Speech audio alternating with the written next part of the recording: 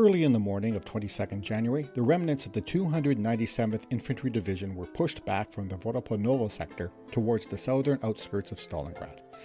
Major Bruno Gebele and the survivors of his battalion awaited the next onslaught. Their only artillery support consisted of several mountain howitzers commanded by a sergeant, who was told to hold his fire until the Russians were between 200 and 250 yards away. Shortly before 7 o'clock, as the remnants of Gebele's battalion sheltered from artillery fire in their bunkers, a sentry gave the alert. "Herr Major, Sie kommen!" Gebele had only time to yell, "Raus!" His soldiers threw themselves into their fire positions. A mass of snow-suited infantry was charging toward them, baying, "Ura! Ura! Ura!" The first ones were only 40 yards away when the German grenadiers opened fire with light machine guns, rifles, and machine pistols. The Russians suffered terrible losses. Gebele later recalled, "The first wave was killed or left lying there, the second also, and then a third wave came. In front of our position, the Soviet dead piled up and served as a sort of sandbag wall for us." End quote. The Russians did not abandon the attack. They simply changed its direction and concentrated against the flanking detachments. At 9:30, they broke through the Romanians over to the left. Eventually, having held out for 7 hours, Gebele saw that a Russian flag had appeared on a water tower to their rear. They had been outflanked. He gathered the last survivors of his battalion and led them back toward the center of Stalingrad. Inside the city, they were shaken by the scenes of destruction and military collapse. "It was bitterly cold," wrote one of them, "and surrounded by such chaos, it felt as if the world was coming to an end." That story comes from an excellent history by Anthony Beaver called Stalingrad, The Fateful Siege, 1942 to 1943.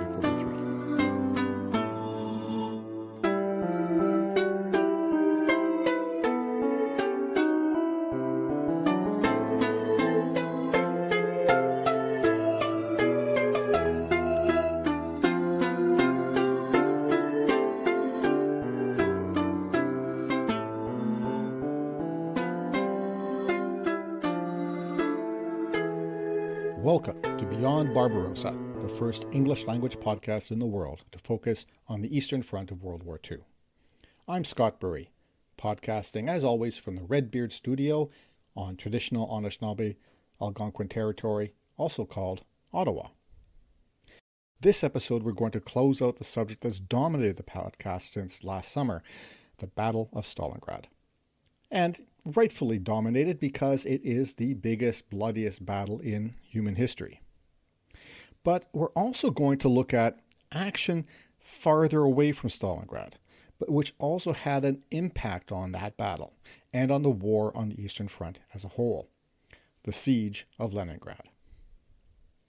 Last episode, we left the German Sixth Army awaiting the death blow at Stalingrad, more than 5 months since her seemingly unstoppable army swept across the steppe and razed the city, causing hundreds of thousands of civilian and military casualties. The Germans still never managed to take the entire city on the Volga. Despite astounding savagery on both sides, despite unprecedented casualties on both sides, the Red Army managed to cling to a narrow strip of land on the west bank of the Volga River and dug into cellars and the ruins of the factory district in the north. They also, famously, made a ruined building in the center of the city into a fortress, which became known as Pavlov's House. A sniper duel became a legendary part of this immense battle, something captured in stories and movies. Then on 19th November 1942, the Soviets launched their counteroffensive. Operation Uranus brought 5 fresh Red armies to attack from 2 directions, penetrating not the Germans' own defensive lines, but those of their overextended flanks held by their Axis comrades from the Hungarian, Italian, Croatian, and Romanian forces. In a couple of days, the 2 pincers met on the Don River, encircling the German Sixth Army in and around Stalingrad. The Germans called this encirclement a Kessel, or cauldron. As detailed last episode, the officers there in Stalingrad on the steppe around Stalingrad knew their situation was not sustainable. They asked for orders or permission to leave Stalingrad and retreat, but Hitler refused. Hermann Goering, head of the Luftwaffe, promised that the Air Force could supply the Sixth Army by air. So the commander-in-chief of the Sixth Army in Stalingrad, General Friedrich Paulus, told the Luftwaffe the Army's needs. That is 600 tons of ammunition, replacement equipment, fuel, and food every single day. After all, there were 300,000 men in the cauldron in November. Then it was down to 200,000, and by end of December, 180,000. And at the point we're at now, the end of January, it's less than that. Even so, even with the promises, the Luftwaffe never came close to meeting these needs. Most days, they managed to bring in less than 1/3 of that required amount. So, increasingly, the rations for the soldiers in the castle had to be reduced, reaching and getting below starvation levels, 100 grams of bread or frozen meat per day. The trapped Germans tried to keep up their morale, but their numbers kept shrinking and the enemy bombing, artillery fire, and sniping never let up. And they could not bring in reinforcements. A rescue attempt by the 4th Panzer Army, called Operation Winter Storm, failed to penetrate the Soviet encirclement. After the Germans rejected an ultimatum that offered humane treatment in return for surrender, as detailed last episode, the Red Armies under General Konstantin Rokossovsky launched its final offensive on the city, Operation Ring, on 10th January 1943. As I described in the previous episode, Red Armies overran the main German airfield at Potomnik, so the Germans withdrew into a smaller and smaller castle, leaving their wounded behind.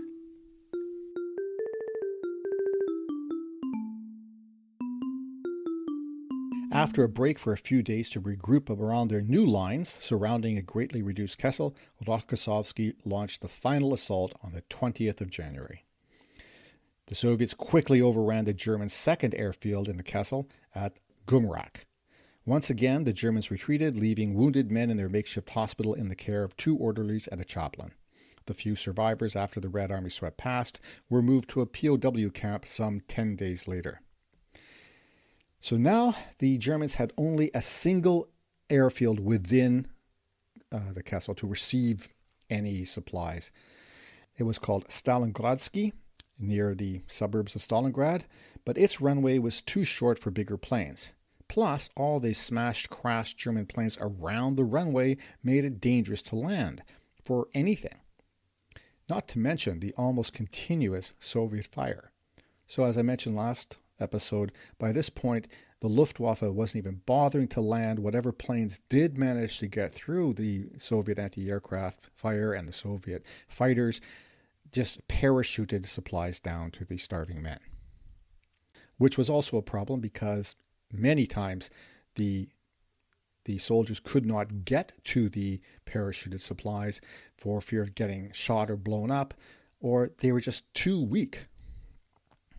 Also on 20th January, the Red Army pushed the German 297th Infantry Division back from Vodoplanovo, southwest of Stalingrad proper, into its southern districts, as described in that opening story.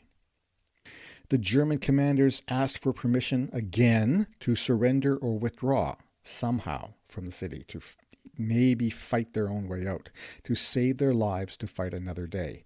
And once again, Hitler refused. Quote, "Surrender out of the question. Troops fight on to the end. If possible, hold reduced fortress with troops still battle-worthy. Bravery and tenacity of fortress have provided the opportunity to establish a new front and launch counterattacks. Sixth Army has thus fulfilled its historical contribution in the greatest passage in German history."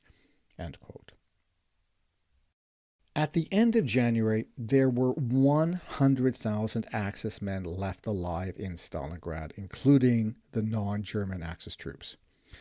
This is down from a total of some 300,000, actually over 300,000 in August. 2/3 of this massive army has been eliminated, killed, wounded, missing, captured. Some individual units, battalions and companies and so on, were down to only a few dozen men. For example, the 14th Panzer Division, and remember, division typically has a few thousand men, had only 80 able to fight by the end of January. Of the total number of survivors in the city or in the Kessel, between 20 and 40,000 were sick from dysentery, typhus, malnutrition, frostbite, and other diseases associated with the siege in winter, and thus unable to fight. They had no more food, no ammunition, no fuel. As a result, they shivered in a second cold winter, losing more men every day to starvation and frostbite. What passed for hospitals were tunnels and caves dug into the Tsaritsa Gorge, which stank of human filth. There was no ventilation, almost no light. Often, when medics changed what wound dressings they could, they would find detached fingers and toes stuck to the bandages or gauze. Along with the invaders, the enemy forces, in Stalingrad, there were still, incredibly enough, some civilian survivors, including, believe it or not, thousands of children. How they managed to survive with less food and fuel than the Germans is mystifying. On 24th January, Hitler's headquarters ordered the 6th Army to hold on for just a few more days because Hitler had a plan. Well, more of a fantasy, and I'll get to that. But the men retorted, hold on for what? Everyone knew the 6th Army could not hold on. Manstein phoned Hitler to beg him to allow the 6th Army to surrender. He said, quote, "The Army's sufferings would bear no relation to any advantage derived from continuing to tie down the enemy's forces," end quote. Hitler still refused, saying that each hour the men in Stalingrad continued to fight helped the other areas of the Eastern Front. And anyway, surrendering would be futile. He said, both ironically and truthfully, quote, "The Russians never keep any agreements," end quote.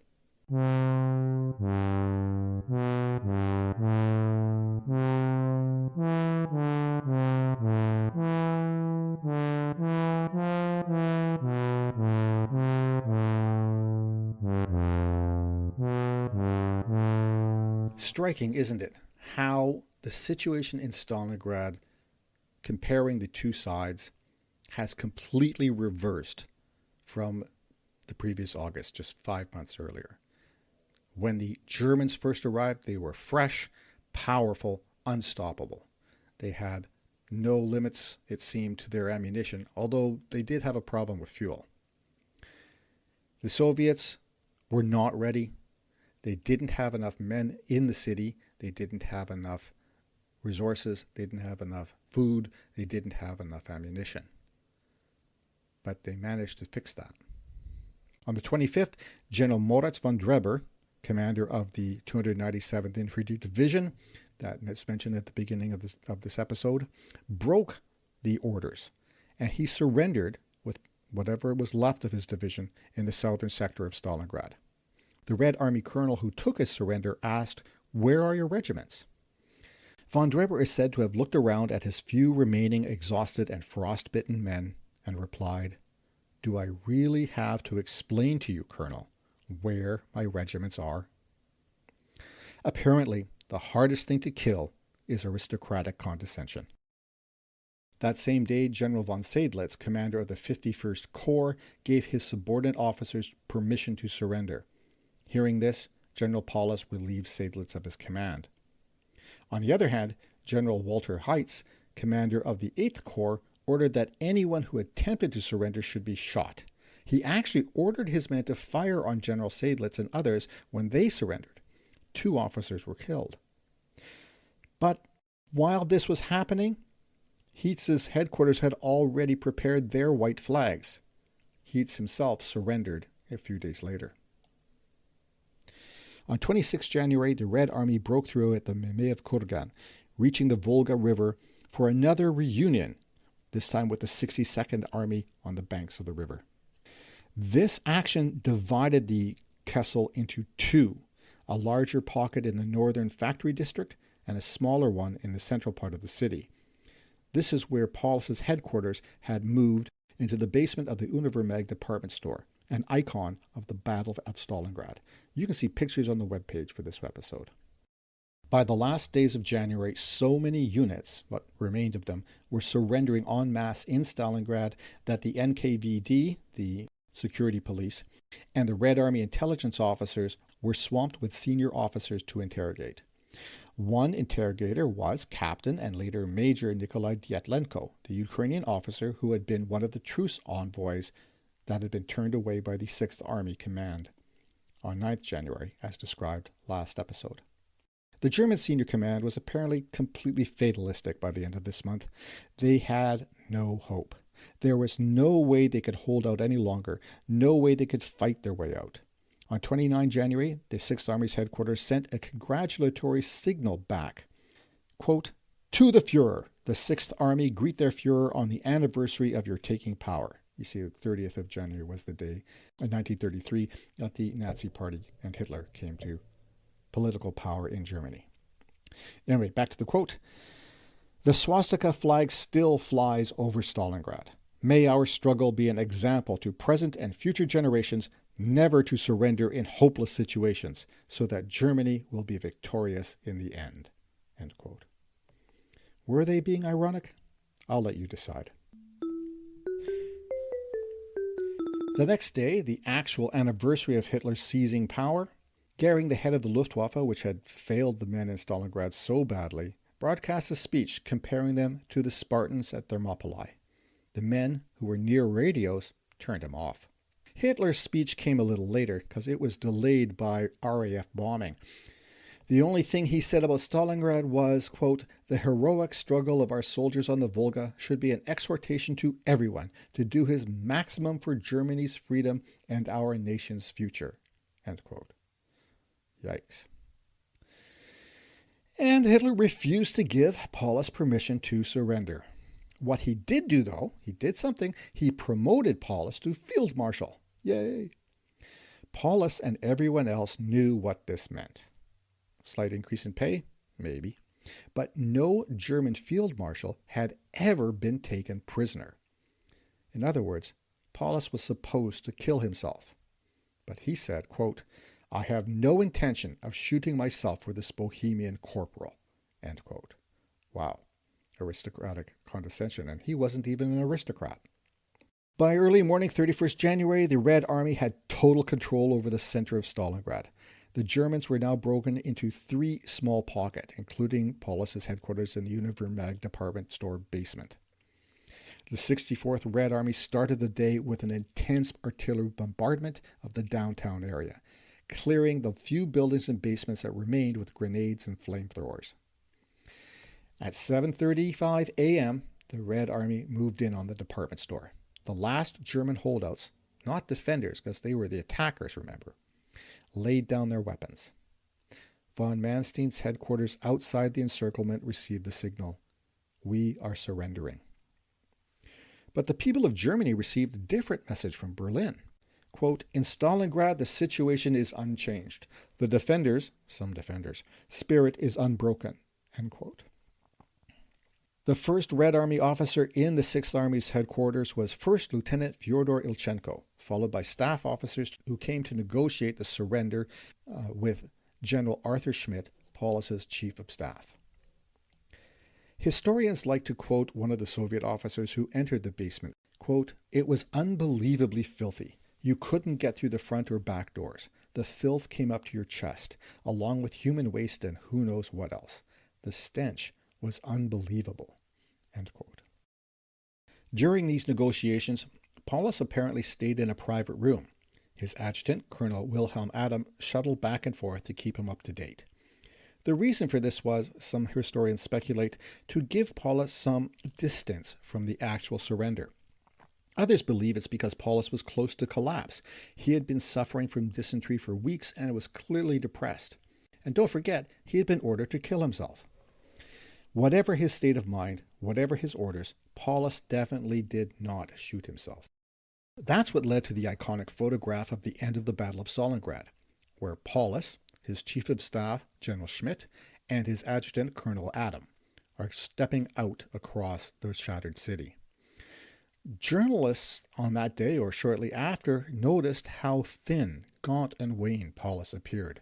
But the other senior officers, in the words of the journalists, did, quote, not look as if they had missed many meals, end quote, in contrast to the soldiers who died of starvation and exposure. The northern pocket, the larger one, hung on with remnants of 6 divisions under General Strecker. Their headquarters were in the ruins of the tractor factory. 4 Red armies concentrated their firepower, destroying every bunker at point-blank range. Sometimes tanks would drive right up, push their barrels into the entrance, and fire. Strecker also refused to commit suicide and forbade his junior officers from doing so.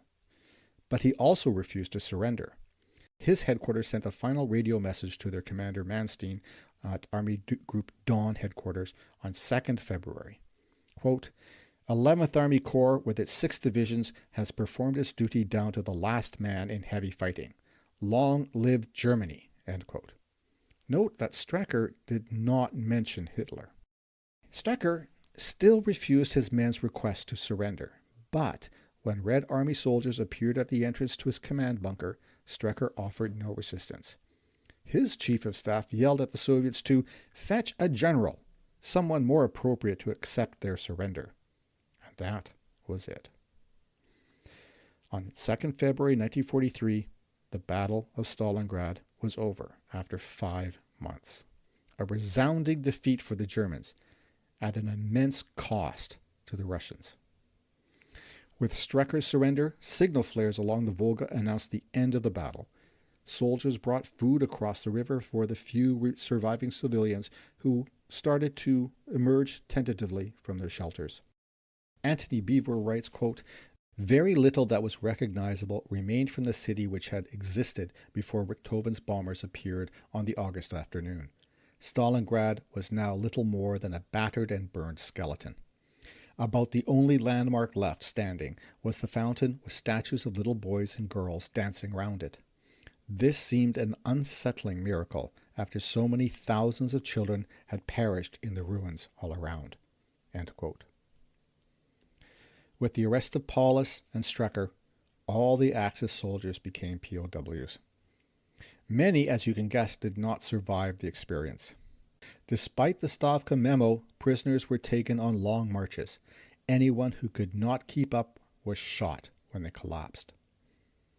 The Red Army soldiers took a savage revenge on the Hiwis, the Soviet citizens who, voluntarily or not, had worked for the Axis invaders. Now it's time to shift our attention away from this battle that has dominated this podcast for months.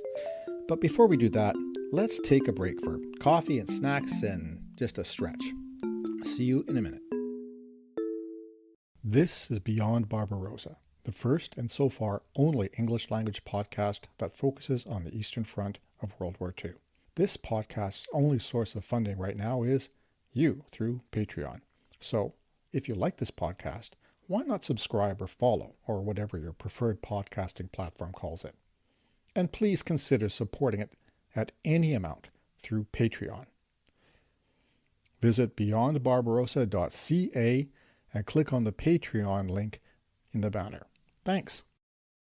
Did you know that the cappuccino was invented by a Ukrainian? Or that many first names, like Philip and Agatha, were brought to Western Europe by Ukrainian princesses? Or that a Ukrainian was the first female given the rank of officer in a modern army? Well, if you didn't, and even if you did, you can learn more about my podcast, Wandering the Edge, a podcast about Ukrainian history with a spot of travel, and all in English. And if you like Beyond Barbarossa as much as I do, because, well, it makes my life a whole lot easier since I don't have to do any episodes deep diving into the Eastern Front of the Second World War, please take a listen to Wandering the Edge for a deep dive into Ukrainian history, culture, and traditions. Find out more on wanderingtheedge.net. And now let's get back to Scott exploring and explaining the Eastern Front of the Second World War.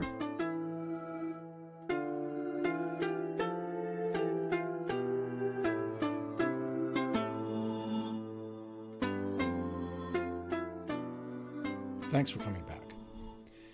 So as I said, after the end of the Battle of Stalingrad, we're shifting our attention north to the opposite extremity of the Eastern Front, the city of Leningrad, now known as St. Petersburg, the city that endured a legendary 1,000-day siege during the Second World War, a siege that continues during our focus time here in January 1943.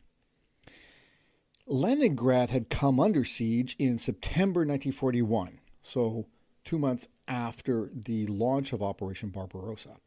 Army Group North was the fastest moving of the three German army groups that attacked at the opening of that war in 1941. A year on in the war, Leningrad remained one of Hitler's major targets. He wanted the city erased from the face of the earth and turned into a park for rich, powerful Nazis. As I described in episode 12, so if you want to know more about the siege of Leningrad, I described the beginning of it in episode 12. And as I mentioned then, the first winter of the siege, 1941 to 1942, was beyond brutal for the people of the city and for its Red Army defenders as well. They were almost completely cut off, thereby limiting extremely any resupply. The people were forbidden to retreat by Stalin. Some were evacuated, some civilians were evacuated, but evacuation was almost as dangerous, or sometimes even more dangerous than staying, because the German Luftwaffe would bomb the evacuation trains. So, without enough food and fuel to come in, the people starved during the winter. By the winter, the only route into the city was over Lake Ladoga, where boats were even more vulnerable to air attack. Things got a little better in the winter when the lake froze over and the Russians could bring in supplies on sleds and trucks. But it wasn't enough.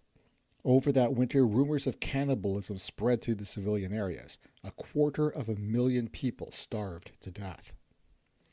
Stalin sent Georgy Zhukov to reorganize an effective defense of the city. Zhukov ordered civilians to build tank traps and other defenses around the city. When the Germans pushed captured Russian women forward to beg the defenders to surrender, Zhukov ordered them to shoot their grandmothers. Is there any lower than this that humanity can sink to? Hold on, we haven't finished describing this war yet. As you can see in map 2 on the webpage for this episode, by 1942 the city was still almost completely surrounded, with Germans controlling the southern shore of the Gulf of Finland and then along an arc around the city to hit a bit of the southern shore of Lake Ladoga at the town of Schlüsselburg. And to the north, Finnish forces were had penetrated down to a line from the Gulf of Finland to Lake Ladoga on the north. So that created what was known as the bottleneck, that narrow area that the Germans held between two major Red Army fronts, or groups of armies. The Leningrad front, stationed in and around, you guessed it, Leningrad, and the Volkhov front, named for the river that defined part of its boundary. Now, it's not like nothing happened throughout 1942 here. There was continuous fighting in the north. But overall, the front lines didn't change all that much. Not for lack of trying, though. Major factories in Leningrad churned out weapons, ammunition, and even tanks. Tanks that often drove, unpainted, off the assembly line directly to the front line. While the Germans' objective was to raze Leningrad, the Soviets equally wanted to liberate it. And they tried, over and over again. In January 1942, the newly formed Second Shock Army launched the Lyuban offensive. From east of Leningrad, it penetrated across the Volkhov River into a deep pocket on the west side, some 50 square kilometers. But that's as far as they got, and then they stalled. On the 2nd of March, so this is a month and a half into this operation, the Germans began Operation Predator, cutting off the Second Shock Army, preventing them from retreat. Then they left the Soviets in the pocket to starve. A Red Army soldier in this operation wrote his memories, which were then captured in the book Leningrad, Tragedy of a City Under Siege by Anna Reid. Quote, "We were completely helpless since we had no ammunition, no petrol, no tobacco, not even salt. Worst of all was having no medical help, no medicine, no bandages. You want to help the wounded, but how? All our underwear has gone for bandages long ago. The main problem, though, was hunger, oppressive, never-ending hunger." End quote. The Second Shock Army suffered until May, when with new commanders they tried to break out of the encirclement. 5 of 12 divisions and 4 of 10 brigades made it. Some 2,000 men surrendered or deserted, and 20,000 were still trapped in the pocket. The Germans then subjected the remnants to an unrelenting bombardment. By the 21st of June, so the anniversary of Operation Barbarossa, the few survivors tried to break out again. Most of them were killed or captured, including the Second Shock Army's commander, General Andrei Vlasov. In captivity, he turned against Stalin and proposed raising an army among Russian POWs to fight against the USSR. Predictably, the Soviets branded him a traitor and tried to erase the memory of the Second Shock Army, in some ways. But in other ways, they've come back, as we'll see. As the weather warmed in 1942, conditions for the Leningrad citizens improved a little. An ambitious program to plant household gardens produced tons of fresh vegetables and fruit to feed the civilians and the armies. But that did not mean the siege got easier. After Erich von Manstein's 11th Army captured Sevastopol in July 1942, and you can refresh your memory about that in episodes 27 and 28, Hitler sent them north to the Leningrad front for the final destruction of the city in Operation Nordlicht, or Northern Light. With the 11th Army came those immense German railway guns named Gustav, Dora, and Karl, huge cannons that had to be transported on specially made railway cars. They bombarded the city with shells weighing 800 kilograms or 1,800 pounds. On the 9th of August in 1942, the city defied the siege and the bombardment by performing a new symphony composed by Dmitri Shostakovich, number 7, called Leningrad. Now, Operation Nordlicht proper was supposed to start on the 14th of September 1942.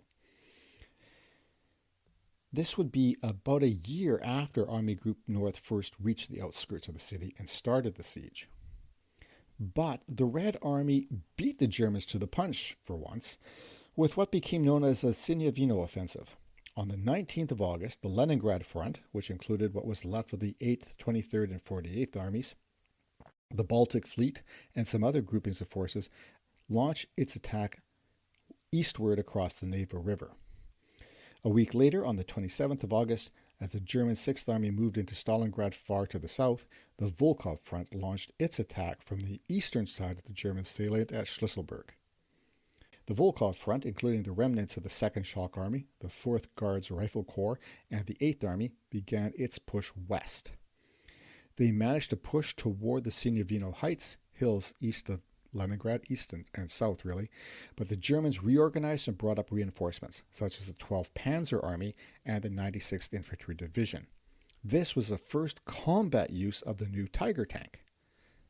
And results were kind of mixed. At the same time, the Luftwaffe maintained air superiority. The Red Army penetrated as far as 9 kilometers, but by mid-September, the operation degenerated into a stalemate.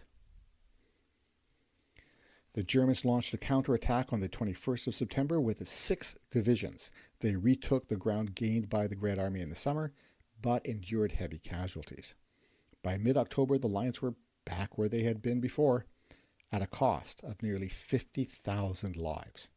In September alone, 5,893 Germans died, with a grand total of 26,000 casualties. That's dead, wounded, captured, and missing. On the Soviet side, the casualties were almost 5 times greater.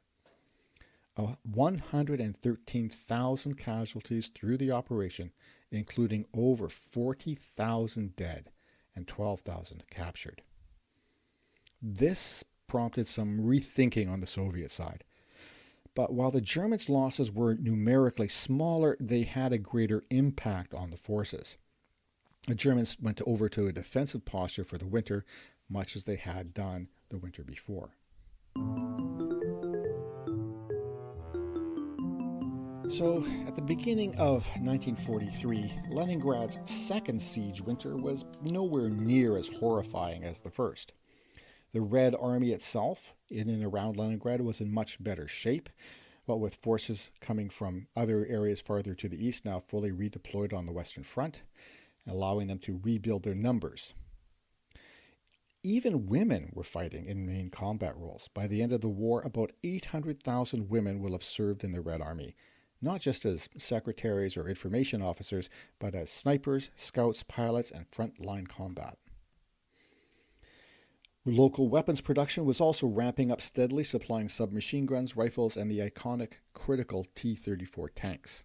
The Lend-Lease program was delivering thousands of tons of food, clothing, ammunition, weapons, trucks, other vehicles, and even railway locomotives. And let's not forget that the population of Leningrad was, by beginning of 1943, a fifth of its pre-war level. Tragically, that's partly due to the mass death of the winter of 1942. But it's also partly due to successful evacuations over Lake Ladoga or by rail when it could happen. As the remaining civilians hunkered down in the cold once again, they had much more food and fuel than a year earlier. More homes had access to water and electricity. And the winter, this time around, in this part of Russia was milder than the one before. Like the Sinovino offensive the previous summer, Operation Iskra, or Spark, involved the Leningrad Front and the Volkhov Front, working together to attack the German bottleneck position at Schlüsselburg on the south shore of Lake Ladoga.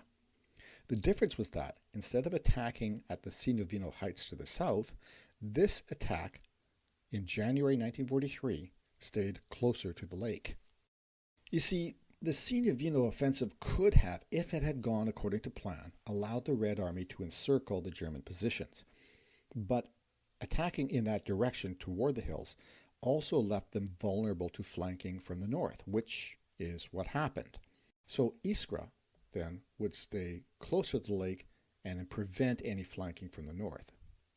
The planning for this operation was conducted under strict security. Only the most senior officers knew what was going on. Redeployments happened at night or in bad weather, so they wouldn't be seen as easily. The launch was delayed from the 1st of January to the 12th because the ice on the Neva River at the beginning of the year was too thin to bear the weight of tanks. Remember, it was a relatively mild winter for Russia. The Soviets installed ingenious pontoon bridges just under the ice. In the nights just before the launch of the operation, units of the Leningrad and Volkhov fronts moved into position.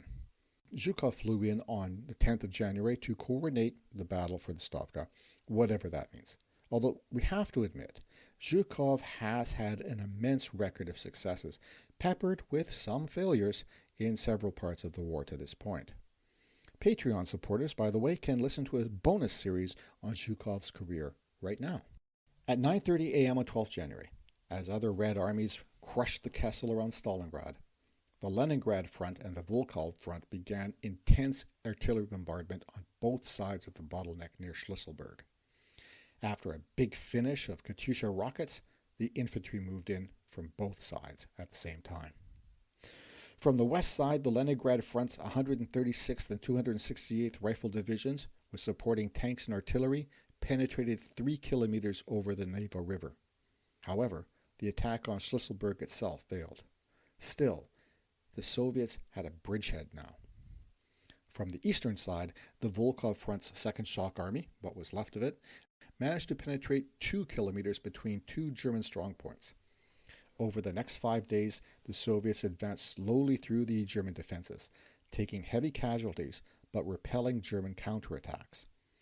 Bad weather hindered the Red Air Force, but doubtlessly hindered the Luftwaffe as well. The Soviets used their ski troops to good effect, circling the Germans and coming up from behind. At 9:30 in the morning on 18th January, the two fronts met. The 123rd Rifle Division from the Leningrad Front and the 372nd Division of the disgraced 2nd Shock Army from the Volkhov Front.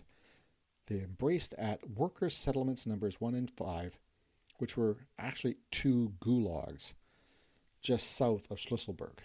By the late afternoon, the Red Army cleared the Germans out of Schlüsselburg and the village of Lipka.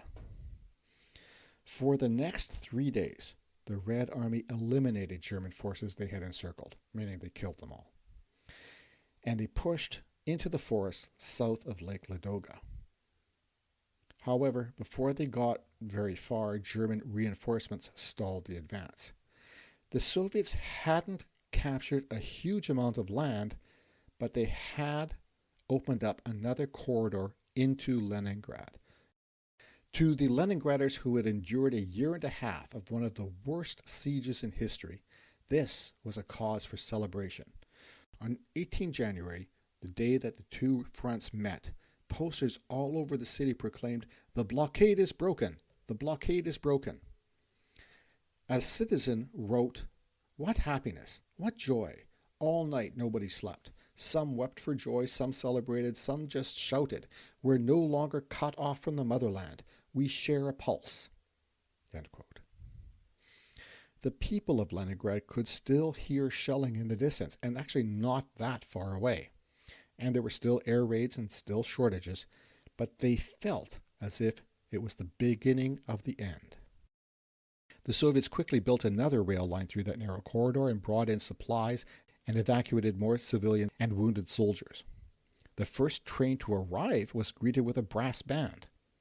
In addition to butter for Leningrad's children, as well as lots of other food, it carried a shipment of kittens to address the rat problem.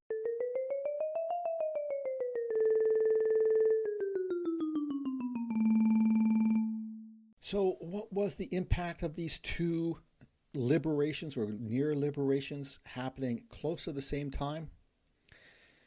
Well, the news of the liberation of Stalingrad reverberated across the USSR, in Germany, and around the world. In Germany, the effect was depressing. The German media did not even mention Stalingrad for several days after the surrender. It was not until the 16th of January that they admitted to the German people that the army in Stalingrad had been surrounded. So that was more than a month after it happened. But then the media insisted that they would bravely achieve victory somehow. Then, after the surrender, the propaganda ministry insisted that not a single man had survived the Kessel. Joseph Goebbels, the Nazi head of propaganda, went into overdrive, vilifying the Bolsheviks and ordering the media not to use the word Russians. He also ordered the German media to portray the Sixth Army as mythical heroes. The official communiqué read in part, "True to its oath of allegiance, the Sixth Army under the exemplary leadership of Field Marshal Paulus has been annihilated by the overwhelming superiority of enemy numbers. The sacrifice of the Sixth Army was not in vain. As the bulwark of our historic European mission, it has held out against the onslaught of 6 Soviet armies. They died so that Germany might live." End quote. German propaganda went on to exhort the population to total war. Every aspect of life would be devoted to war and nothing else. In February, Goebbels called for mass mobilization of the entire population, as well as closing sports venues and fashion magazines, nightclubs, luxury restaurants, and anything else deemed unnecessary. He even wanted to order German women not to dress fashionably, not to wear makeup, and not to have their hair styled. But Hitler stopped that part of it. He thought women should be decorative. This apparently would help maintain the morale of the troops. Yeah. Despite it all being his own fault, the Fuhrer took the loss of Stalingrad and the Sixth Army extremely badly. It's recorded in Anthony Tucker Jones' book, Slaughter on the Eastern Front. Before the disaster at Stalingrad, Hitler would organize an evening of record music from time to time. His favorites were Beethoven symphonies, extracts from Wagner operas. After Stalingrad, Hitler could no longer relax to music. End quote. Tucker Jones went on to say, Hitler was furious about the surrender, but seemed more perturbed by Paulus's failure to take his own life rather than the needless loss of 250,000 men. His chief of staff Zeitzler remarked, "It's quite impossible to explain how this happened." He knew only too well how it happened. The effect of this defeat on Hitler's Eastern Front allies was catastrophic. Zhukov noted astutely, because of the rout of the German, Italian, and Romanian armies in the Volga and the Don area, and later of the Hungarian armies in the Ostrogoj-Rossosh operation, Germany's influence on its allies declined drastically. Discord and friction set in when the Allies lost faith in Hitler's leadership and wanted to break out of the web of war into which he had enmeshed these countries. End quote. Interestingly, Paulus insisted, so the commander of the 6th Army in Stalingrad, Friedrich Paulus, insisted he did not surrender. He said, "I was taken by surprise." He later signed a statement against Hitler, which the Soviets used in propaganda. A number of the captured generals from Stalingrad were taken to Moscow, where they joined the National Committee for a Free Germany.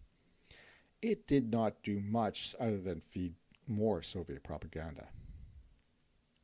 Now, just to sum up, I got these statistics from Wikipedia. The Axis suffered between 747,000 to 1,068,000 combat casualties, killed, wounded, or captured, among all branches of the German armed forces and their allies in Stalingrad.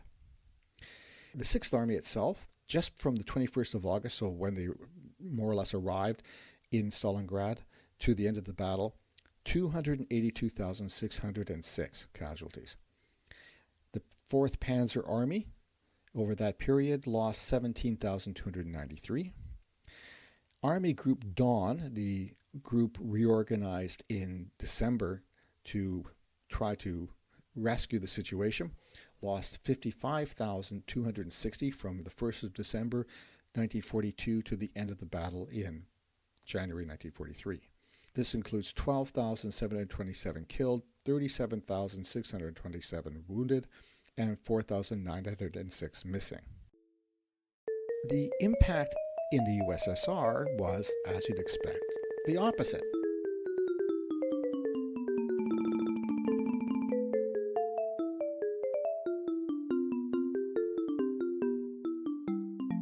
Bells rang out in Moscow to announce the surrender. Morale soared in every sector of the armed forces. Generals got ostentatious promotions and decorations. Outside the USSR, the victory emboldened the Allies and resistance movements around the world. King George VI of the UK ordered the forging of a ceremonial sword of Stalingrad to be presented to the city. However, the celebration could not hide the terrifying cost of the victory at Stalingrad. According to Zhukov, German losses in the Volga-Don-Stalingrad area just from 19 November 1942 to 2nd February 1943 amounted to 32 divisions destroyed, with another 16 having lost 50 to 75% of their effective strength. This totaled about 1.5 million men, 3,500 tanks and assault guns, 12,000 guns, and 3,000 aircraft. With hindsight, we can see that the period from August 1942 to February 1943 was the turning point of the war in every theater from the Pacific to Asia to Europe, Africa, and the Atlantic. We can see from this time that overall the Allies now held the initiative. Of course, at the time, that wasn't always obvious, and it would be a long, difficult, blood-soaked road to the end of the war. And that was another long episode. So thank you for listening to Beyond Barbarossa, still the only podcast that focuses on the Eastern Front of the Second World War. As always, you can get a better understanding of the progress of the positions of the cities and so on through the maps on the website, and I've also put some photos on there and a couple of links for your edification. So just go to beyondbarbarossa.ca or beyondbarbarossa.podbean.com. By the way, you can also listen to the episode and all the episodes on my own website, writtenword.ca. Click on the podcast button in the banner. If you like this episode, consider following Beyond Barbarossa on your preferred podcasting app. And I'd really appreciate a rating on Apple Podcasts, Google Podcasts, Spotify, Stitcher, Podbean, or wherever you listen. Putting up a ranking or a review helps spread the word to others interested in history. It makes the podcast easier to find. I want to thank everyone who has supported the podcast through Patreon up to this point. And remember, you can support the podcast for any amount, monthly or one-time donation. Just go to patreon.com/beyondbarbarossa. All Patreon supporters get advanced access to new episodes and bonus episodes. You have something to add, something to say, something to correct, a question to ask. Let me know. Reach out to contact@beyondbarbarossa.ca, or you can find Beyond Barbarossa on Facebook, and I'm going to be setting up a Discord page as well. Original music was composed and recorded by Nicholas Burry, and I'm Scott Burry. Until next episode, keep your paddles in the water. Slava Ukraina.